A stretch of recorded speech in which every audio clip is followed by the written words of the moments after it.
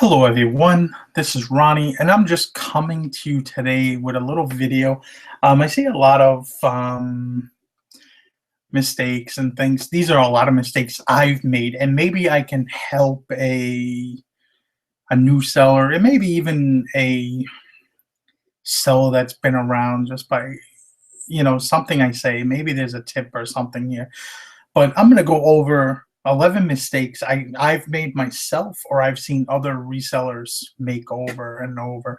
And I'm hoping this helps somebody. If this is the first time you are tuned into this channel, we mostly sell on eBay, a few other sites, but most of our income comes on eBay. We are a gold eBay power seller, top rated seller, blah, blah, blah. Last year we did over $127,000 in sales. So we have a little experience with eBay. With that being said, I think on my main account, I've done close to $300,000 in sales since 2012. It's a little something small, but sellers that do a lot more. But with that being said, we're going to get into the mistakes. And one of the number one I would say is research. A lot of resellers, they don't research enough about what the item they have is. And this can be for a bunch of different reasons. But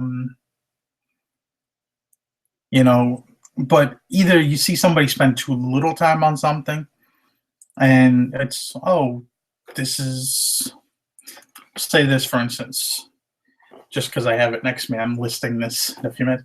Tommy Bahama shirt, just a black Tommy Bahama shirt. And most people would say, okay, I'm going to get $25 for that. But if any of the shirts have the embroidery on the back, you can usually get a premium for those shirts. And knowing that is something to be kind of prepared for and to kind of, think ahead and try to get the best you can for that product. You just see a lot of times sellers will throw things up there and they don't do the proper research. Research what you're selling and buying. Number two kind of goes with number one, and that's understanding pricing an item. There's nothing wrong with blowing a price out. And I think a lot of people get stuck or having a lower price or a higher price. You're going to kind of get two different customers with your price point. I've said this before. I price kind of to the middle to the high. I want somebody that's looking for, that's not willing, somebody that's willing to spend the money to get a quality product. I take time into listing my products, into getting them, sourcing them, cleaning them, making sure they're ready for the customer, shipping them properly, storing them. So these are fees, and I mean these are time spent into my item that I'm going to get my maximum profit for that item I can. There's nothing wrong with pricing your stuff lower, but you tend to get the more cheaper seller, the more, I don't know, when I sell things at a lower price, auctions, that kind of thing, I tend to have more just buyer remorse, complaining buyers, and it's always on the small cheap items, things that I put on auction for a few dollars. I don't know what that noise was, but I'm not saying it's good or bad. People tell you, oh, you can't price something lower, it's Hank the market. There's no one seller, no one 10% of the sellers doing it is going to tank a market. There's always a reaction and an action for what happens. Like most people would say, oh, PS2, the market on those dipped down, everybody got involved. Really, PS2 died most likely because the PS4 came out at a time when that market dropped off. And so did the PS3 market drop off. Why? Because there was a new product. There was no need for those other products now. And there's always fads and things that'll change. I mean, I've seen Robert Graham shirts over the last 5 years go up and down in popularity, and other shirts and similar things, but things that always remain the same are classic dress attire. Number 4 is understanding shipping an item.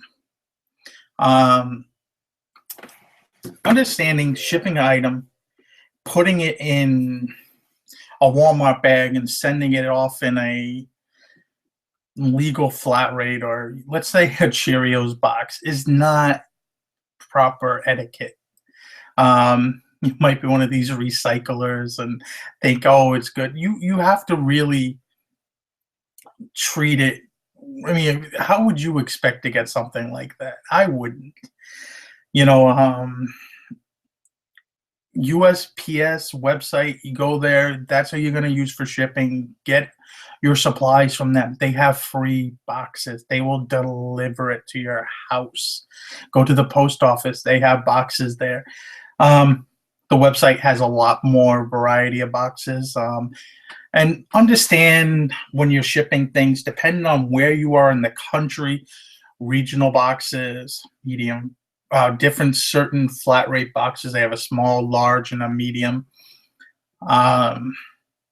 Get accustomed to what boxes to use. I know if I'm sending a suit coat to the West Coast, I'm going to have to use a medium flat rate because we're on the East Coast, and if we're sending the West Coast, 4 pounds, 3 to 4 pounds is going to cost us probably $15, $16, as if I sent over a medium, it's like $11.50 or whatever the price is now, $12. So I'm going to save $3. Now, if you do this 100 times, that's $300.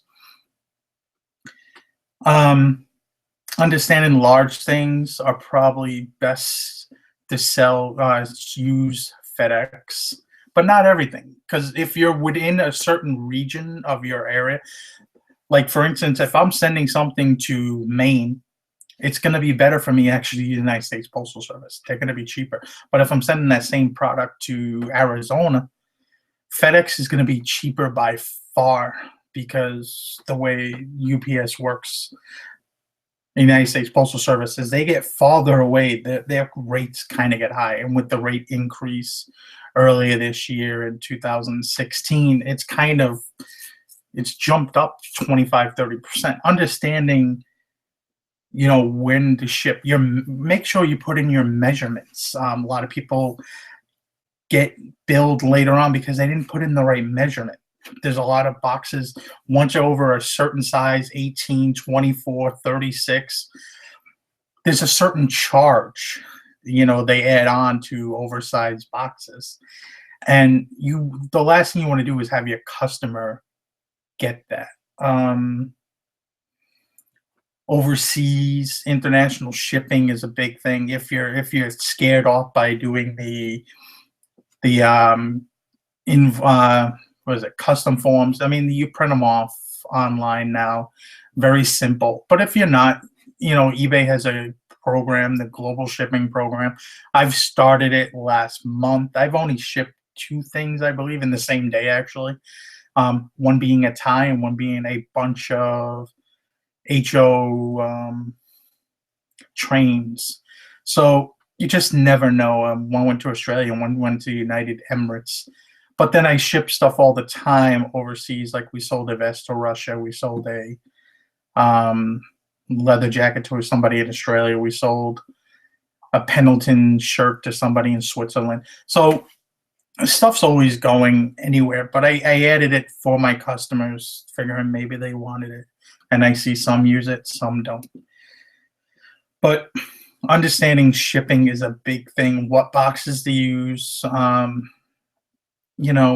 And just free shipping is another thing to understand, because free shipping is not really free shipping to you, the seller, because it does come out of your profits. And depending on what kind of item you're selling, it could eat up a chunk of profit. Um, so just keep that in mind. And as these rates go up, it can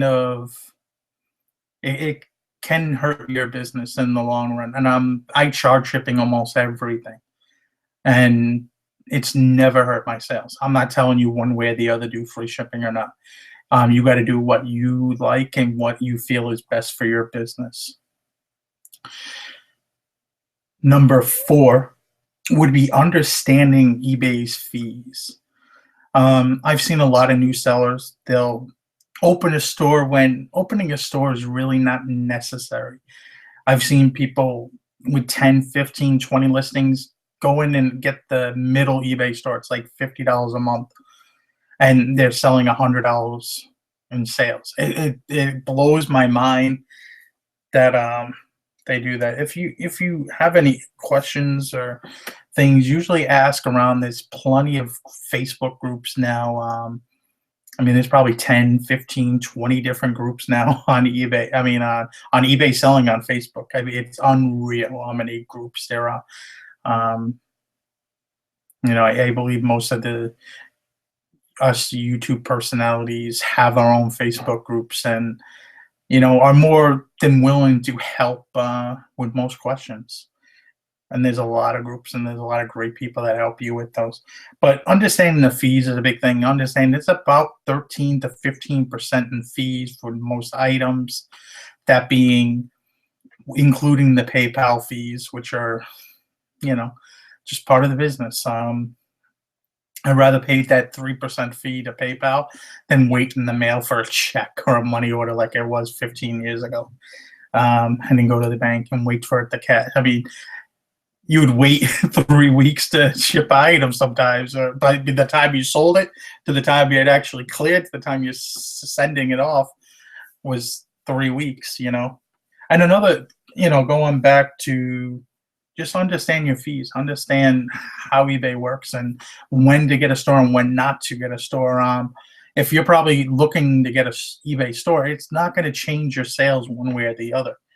But it depends on how many items you're selling. It could be cheaper for you, if you're doing relistings or doing good to cancel. Those count every month as a listing. So, it might be better. Having a store, really, there's only a few benefits of it. Vacation mode and running sales if you want to. But outside of that, there's not a huge lot of benefits of having an eBay store. And eBay doesn't punish anybody for not having a store or not.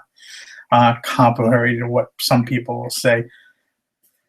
And going back to number 3, actually, the shipping question, it's actually cheaper if you get an inkjet, a LaserJet printer.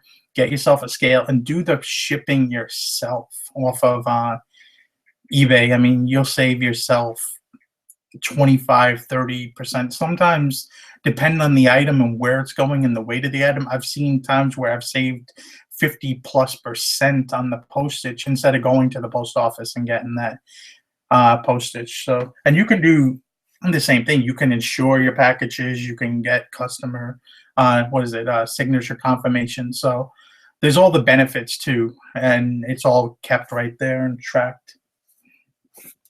So, we'll move on to number 5 is learn from your mistakes. There's a lot of people I see doing the same mistakes over and over and over to where it becomes a trend. And you have to, in any business, you have to learn from your mistake to move on and really get better. And to, we all make mistakes. We all make some mistakes twice. But when you're seeing someone make the mistake 3, 4, 5, 10 times, you have to put some type of you have to change something. Something's broken there, and you have to change it to fix it. But you should be learning from your mistake instead of doing the same ones over and over and over. Number 6 is something that I've had a big issue with, and time to time I still have a big issue, is customer service. If somebody has a question or they want to return something, they say something doesn't work, a hole you missed, and it happens. I've been there before. I've missed things. I asked them to send me a photograph. It's very easy now. We all got smartphones nowadays. I mean, we all got these. Most people do.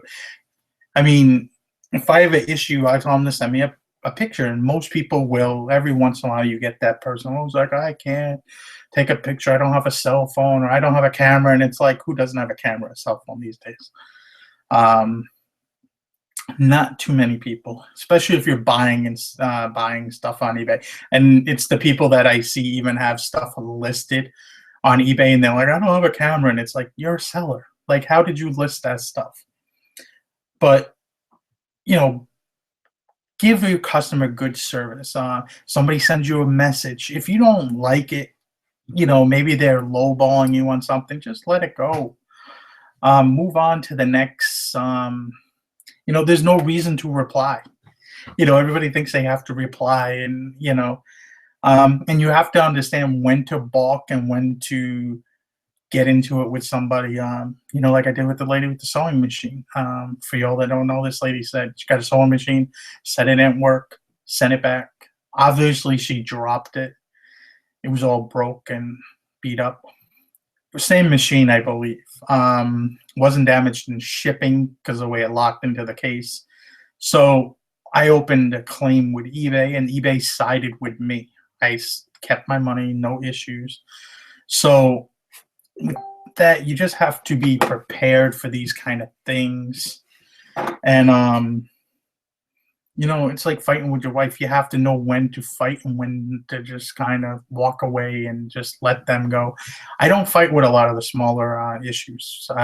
Somebody says an issue with something, most of the time I'll give them a refund and just walk away, because it doesn't give me a reason to really get into it over a $15 item to make a whole big stink about it. And then if they're saying something's wrong with it, then I got to get it sent back to me. It's no, just keep the item. And why do I want it back if there's an issue with it?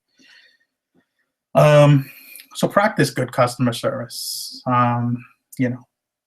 Number 7 would be understanding when to auction versus when to buy it now. And a lot of people get into eBay and they think auctions are the way to go. It's not 2000 anymore. It's not 1996 anymore.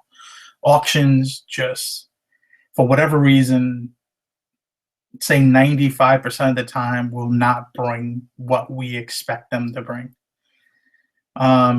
You can do sales, 99-cent, auctions. You see people do them, and sometimes they do good. I think the people that do good on auctions are the people that already have a following. They've been doing auctions for a few years now. They get a following of customers that get used to. They're putting auctions up every week. They end them the same time. They're the kind of people that are going to win with auctions.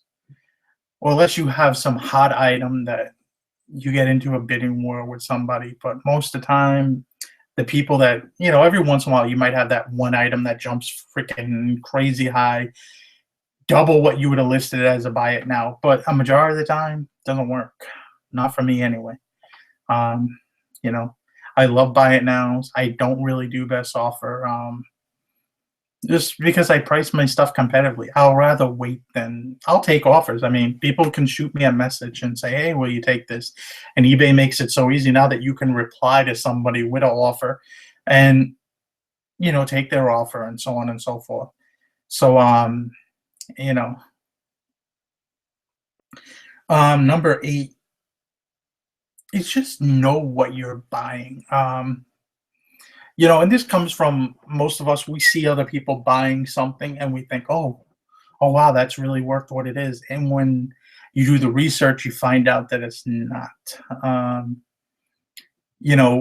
And that's the thing. Some of us may pay too much for an item, and then we fall in love with an item, and then we can't get rid of it because we're asking such a silly price. There shouldn't be too many mistakes made these days. I mean, yeah, we all make mistakes. Trust me, I've made a few. But we all have smartphones now. The eBay app is very easy to use for most people, and if it's it's just figuring it out a little bit, and you'll do fine. Um, but just understand what you're buying, and if you're not, don't go crazy and spend too much money. Um, if you need to check on your phone, if money's an issue, and figure it out. It's not that hard. Number 9 would be follow the rules.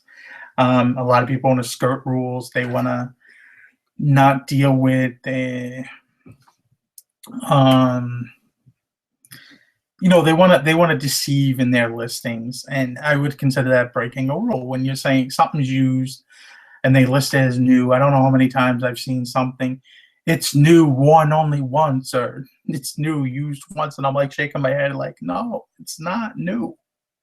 Like, I don't know to who that's new. um I buy a new car and I drive it for a few months. You don't go back to the thing in it. That's a new car. That's a new car. But I had an owner before. Oh, well, it's a new car though. It's only 2 months old. So, eBay rules. There are a lot of rules to follow. It's not simple. It's like any other website. Understand them. Read. Go on to eBay. Look for the rules. It's not hard to find and understand. Number 10 would be, really kind of goes into number 9 a little bit. It's just when you really start doing this and you start becoming more efficient with this, and you really start to make money. Let's say you start making $1,000 a month, $2,000 a month. You really got to start treating it like a business. You really have to take it seriously. You have to start record keeping. You have to start dealing with all these other things, customer service and so on and so forth. You really got to put a pressure on it because you really want it to work. And for a lot of us, it becomes something that we can do full time to afford different lifestyles that, me and my wife, we do this full time. We left our jobs, been doing this, and it's been a blessing ever since. And for a lot of people, eBay becomes a great full-time thing. For some people, it's a great side income. And trust me, I would have loved to had done eBay reselling back in the 2000s, but I didn't know really about this too much. I mean, I sold and bought sneakers here and there, or I sold and bought sports cards, but I didn't even know what a thrift store was. I wasn't into a thrift store to 5-6 years ago. And then went in there, it was like, oh, wow. Brand new shirt with tags for $5. Hell yeah. Why am I going to the mall to buy this? So it just starts treating this like a business. Really take everything seriously. Don't, start lollygagging. It's not, you ship it when you want. You see people get very lazy. They get very complacent with eBay, and you don't want to be those kind of people. Number 11, it's that time of year, is taxes. I've seen a lot of people, some people gotten hit with this in the past, some people haven't. eBay does that 1099 thing, and I'm in no way telling you what to do with taxes. I'm not giving any advice. I'm not a professional person in that market, so I can't really get into it too much. But I can tell you what I do to help myself is when I started doing this, eBay starts getting into the thing where they give out this 1099 thing. They did this back in like 2008, and I stopped doing eBay when they started doing that. I was like, oh, no. Because I was really doing a lot in sneakers and sports cards, and I didn't want to deal with getting taxed on it. So it was anything over 20,000 or I think it's 200 transactions. And, they send you a 1099. And if you're unprepared for that and you got that, and let's say you've been shopping all year long at thrift stores and stuff like that, and you didn't keep any of the receipts, there's no way, you don't want to go in there with your tax form and showing $30,000 gross when you should be only maybe getting taxed on $10,000 or $15,000. You don't want to get taxed on the whole 30,000 because it would really hurt. If you start really doing $1,000, $2,000 a month, and it's early on and you're growing, I would definitely contact a CPA. I've had a lady do my taxes every year for the last, I don't know, she's done my taxes for about 10 years ever since I screwed up with my taxes. And I'll tell you, screwing up with your taxes, and the IRS will, they will get you. You know, they will come after you, but be prepared. There's certain, there's like Outright, or which is now GoDaddy Bookkeeping, which I use. Very simple to use. It's like $10 a month, and sometimes you can get it for cheaper. And it takes me less than 15, 30 minutes a month probably to input all my transactions. It's that easy. And it transfers over everything. If you're using eBay and Amazon, it transfers everything over. So it'll bring over your fees. It'll bring over your shipping and everything like that. And with Amazon, it brings over your fees. So just keep that in mind when you're with taxes, because it's something that will freaking smack you right in the mouth, not being prepared for them. And like any other business, they're going to come and they're going to be there. Nothing you can do. You know, and this kind of goes back to treating eBay like a serious business, because technically to the IRS, it is. I hope this helps some people. If you have any questions, leave a comment below. If you like this video, thumbs up. You don't, thumbs down. No hard feelings. And I'll see y'all later. Have a good night, everybody.